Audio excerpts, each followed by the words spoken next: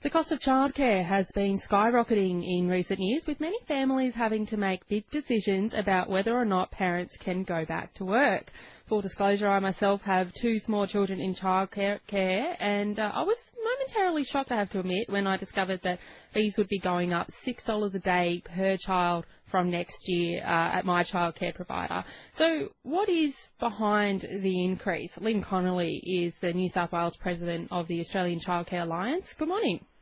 How are you this morning, Lauren? I'm well, thanks. Thanks for joining me. It seems that the cost of childcare is increasing well above CPI. Is this before we get into the reasons why, can you just tell us, is this a common occurrence across the state and in regional areas? Well, it is. Every year childcare centres need to put their fees up to catch up with whatever regulation changes have been brought in over the past 12 months or so. Plus, childcare centres are really like children's other homes, and in your home you've got rising power costs and insurance costs, and your rent goes up every year.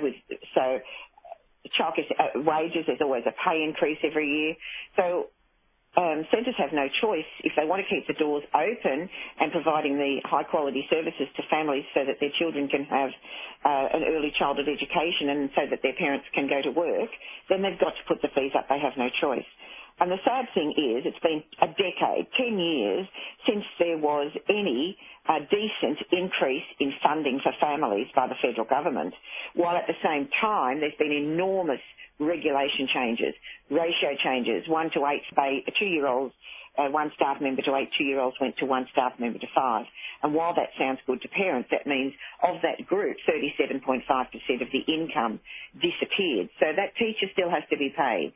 So the remaining 5 children, the fees have had to go up. So over the years, people have been trying to catch up.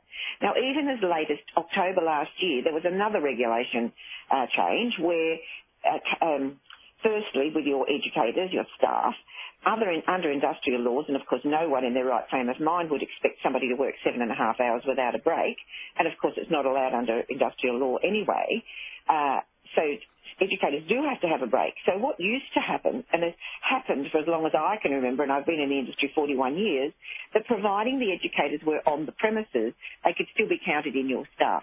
So traditionally what would happen is at sleep time, 1 staff member in a room would go off and have some lunch, or they might even just sit together and have lunch while the children are asleep. That doesn't happen now. You are not allowed. The only time you don't have to replace a staff member is if they go to the toilet. Now, for every other thing, you've got to replace a staff member. Childcare, it's a huge responsibility to be looking after such young children and to make sure that they get the right level of education and care. There is so much to it these days, but it does seem like there has been a significant increase just recently. Is there anything specifically, now you've sort of talked about over the last 10 years or so, there's been a number of things culminating towards this moment. Is there anything, in the last year or so that's really put pressure on prices? Well, it was only 2016 that the ratios changed for the 2-year-olds, so it's not that long ago. And centres are trying to catch up. If centres had have put the fees up to cover that regulation change the day it came in, fees would have gone up $30 and $40 a day. Mm. So what the centre owners have done is tried very hard, because we work with our families.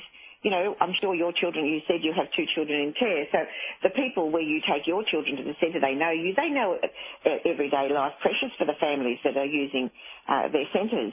So we don't want to just put fees up for the fun of it. It's not just something we just do. It's something we have to do, or we need to close the doors.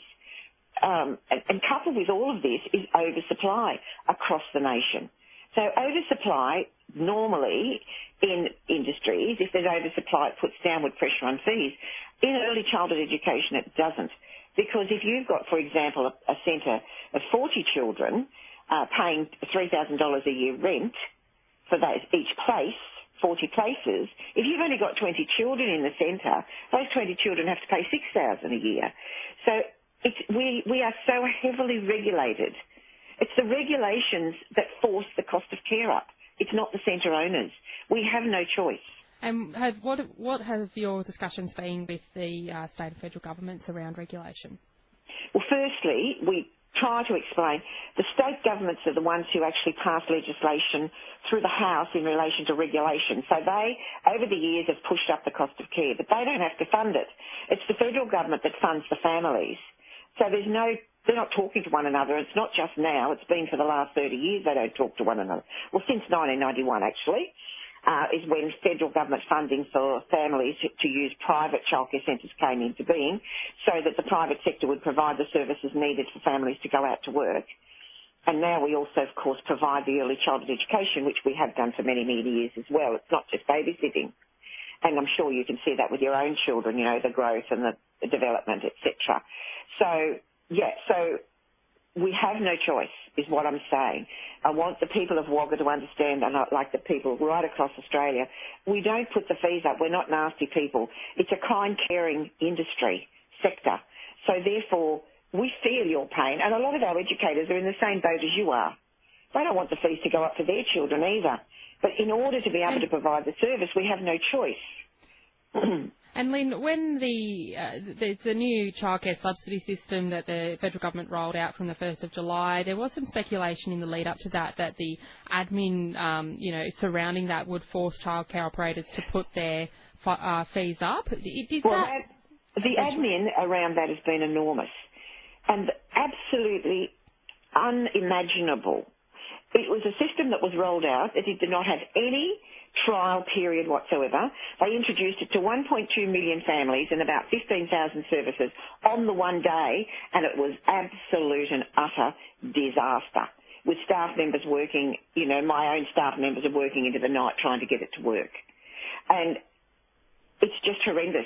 The extra workload from that, which means people have had to be put on more staff to cover staff, to even get the system, and the system's still not running properly. Okay, Lynn, we'll have to leave it there, but thanks so much for your time this morning. Yeah, so I apologise to all you people in Wagga, but we do not do this just for the fun of it. We have no choice. In able to keep the doors open, we have to pay our staff, darling. Oh, I appreciate you explaining that to people in the Riverina. Have a good day. Thank you. You have a wonderful day. Thank you. It's Lynn Connolly there. She's the New South Wales President of the Australian Childcare Alliance.